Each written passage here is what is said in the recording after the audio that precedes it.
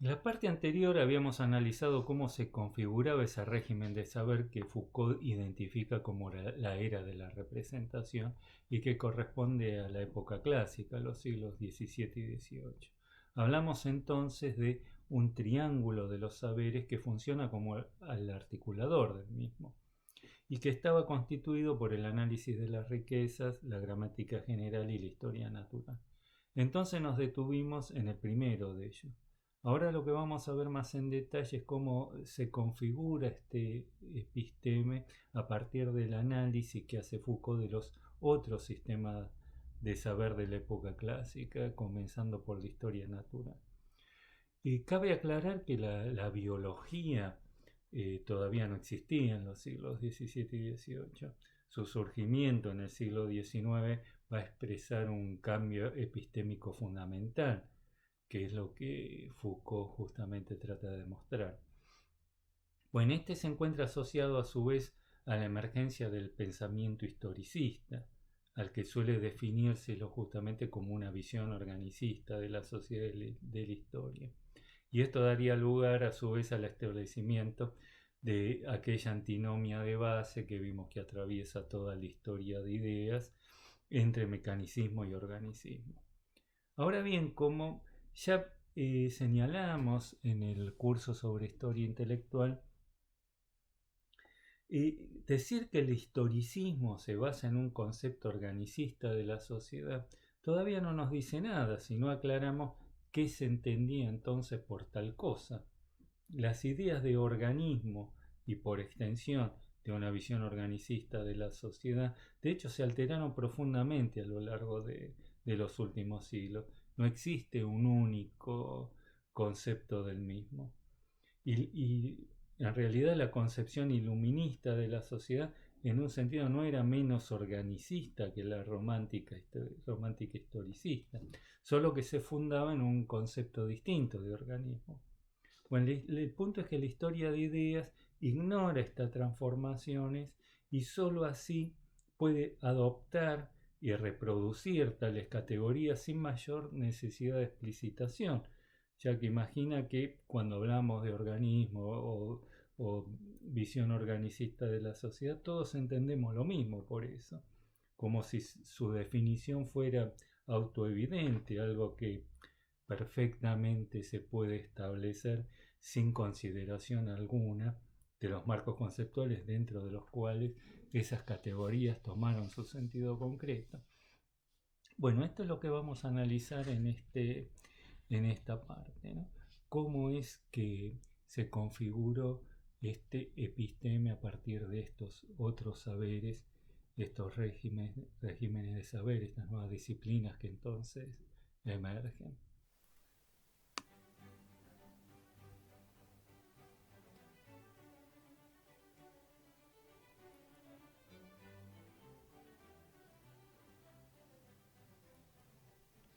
Bueno, yendo entonces a la historia natural, el concepto de organismo de la misma se sostenía sobre la base de una idea preformista del desarrollo embrional.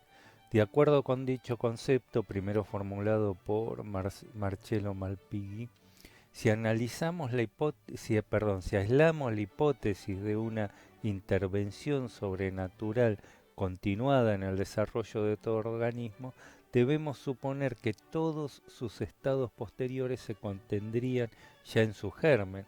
El proceso de gestación no sería más que un mero crecimiento de rasgos depositados originalmente en el embrión. De hecho, en el siglo XVII se perfeccionan los microscopios y se descubre la existencia del espermatozoide, en el cual cree descubrirse ya perfectamente preformado el individuo adulto. El descubrimiento por Swammerdam de la perfecta formación de la mariposa en la crisálida parecía confirmar tal hipótesis. Esto consolida una visión fijista de la naturaleza, ya que hasta entonces se pensaba como perfectamente posible la transmutación de los seres, así como de los metales para los alquimistas, en especies distintas. Precondiciona a su vez para el proyecto taxonómico de Linneo. el universo de las especies debía perder su movilidad a fin de poder fijarse el orden subyacente al mismo, la cadena del ser. Si los seres se transformaran en el curso de este desarrollo, solo la introducción de la hipótesis de la presencia de alguna tutela providencial podría explicar y garantizar la reproducción sistemática del orden de las especies. Únicamente entonces la eliminación de la idea del cambio permitiría concebir la idea de un mundo que se ordena según su propio mecanismo inherente, dando lugar hacia la formulación de leyes de carácter universal.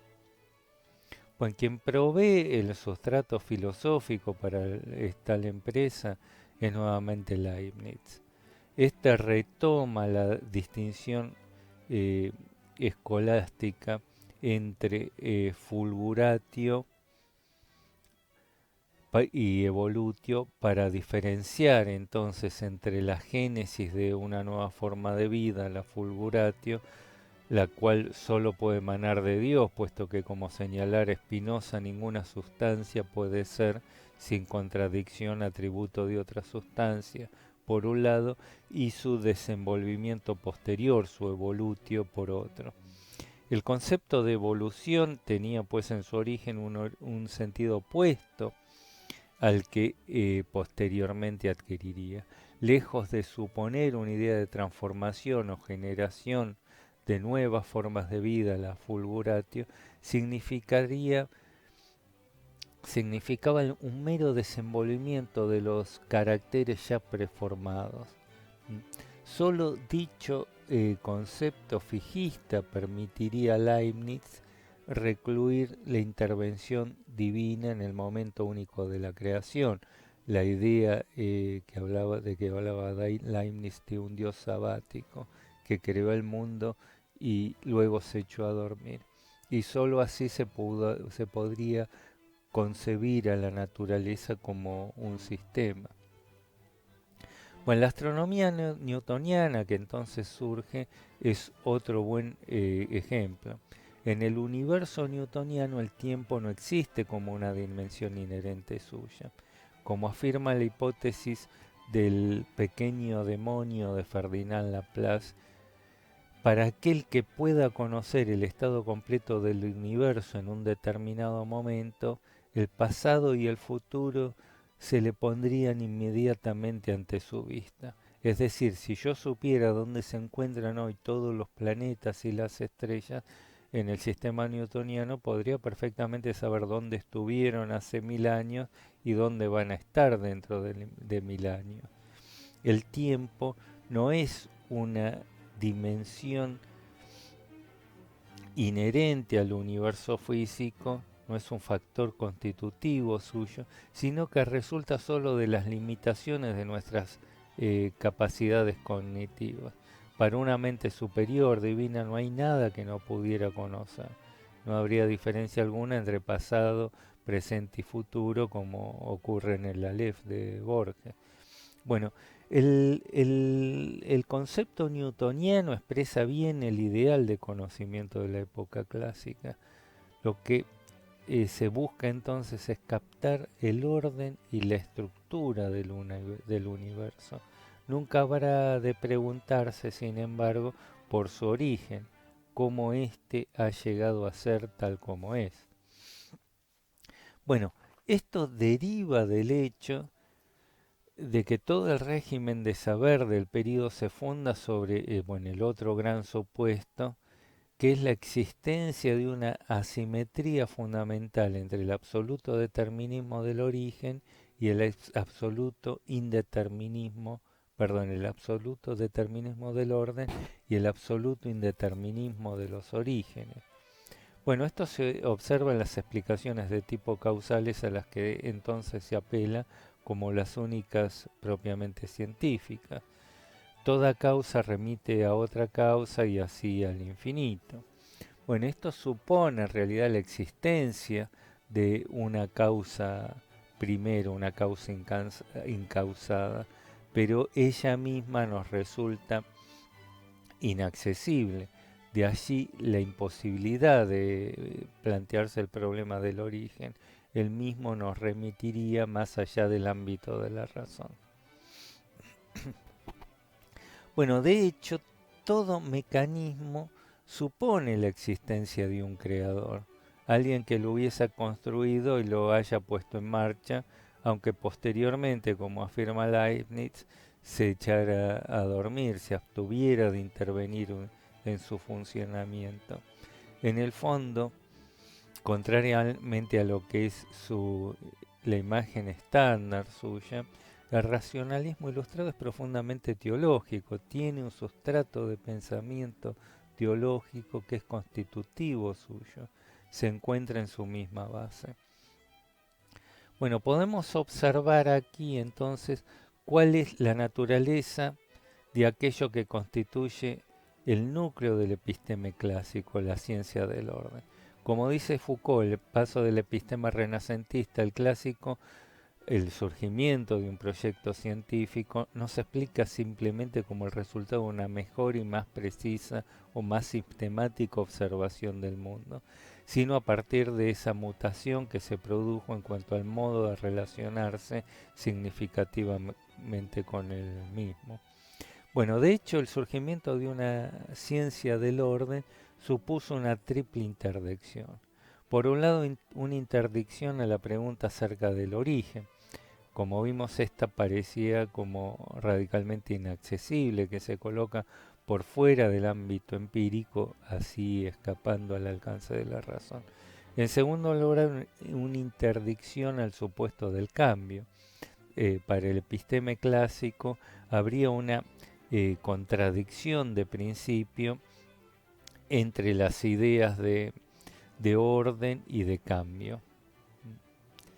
No habría forma de explicar racionalmente la transformación de la estructura y el orden del mundo. En este caso, si éste se transformara a lo largo del tiempo, no habría forma de evitar que se tornase en un caos y su reproducción sistemática ya solo podría explicarse reintroduciendo la hipótesis de la existencia de una tutela divina.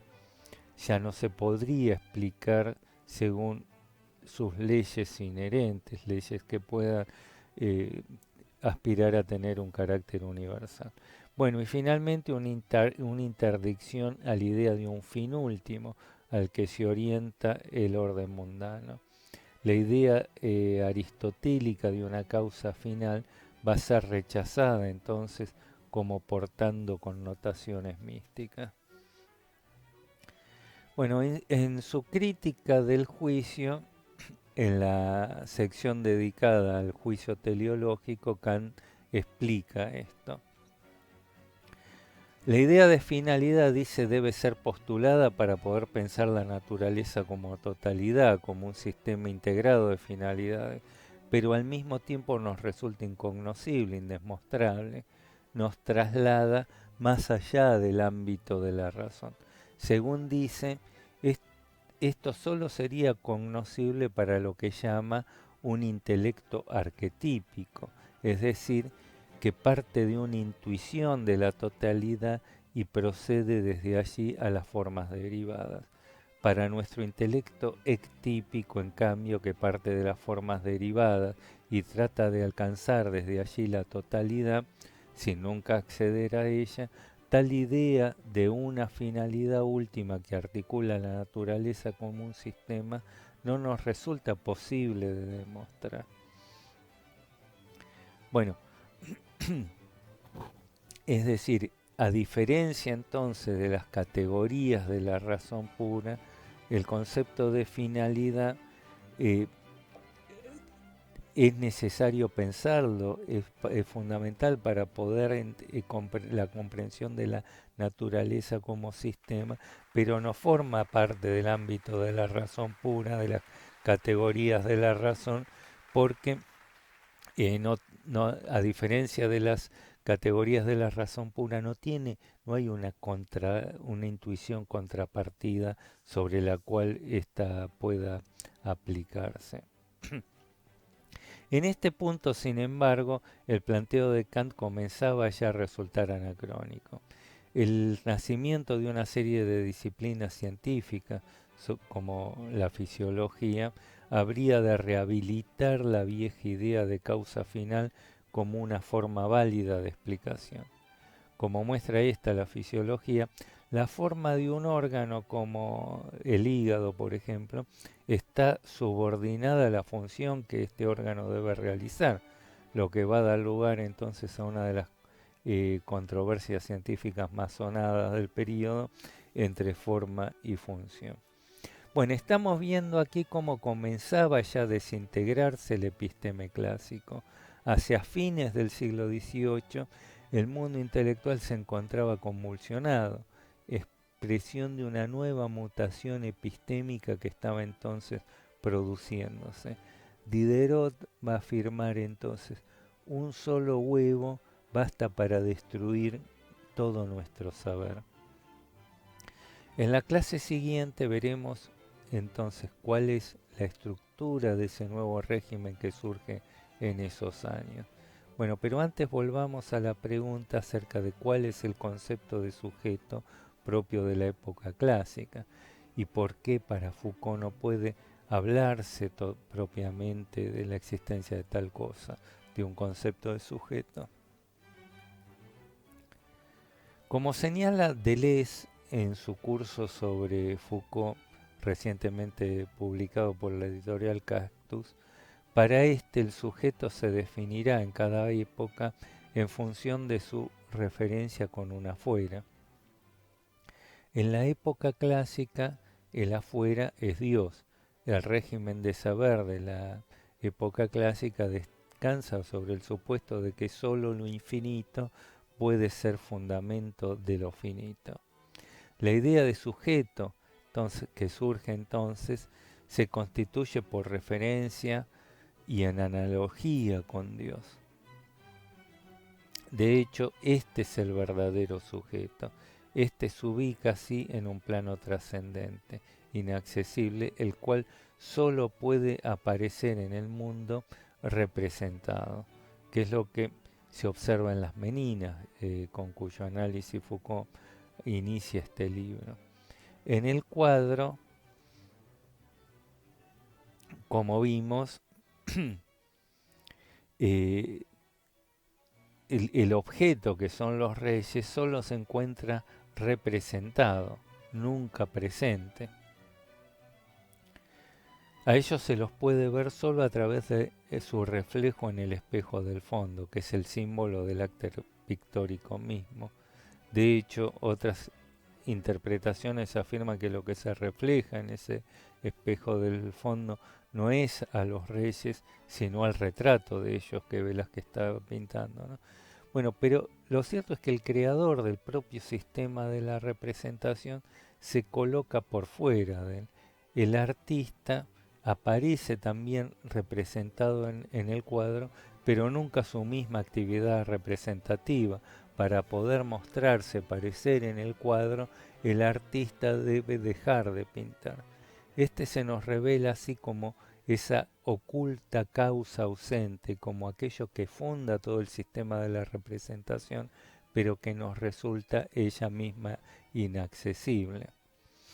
En suma, en la época clásica no existiría verdaderamente una idea de sujeto.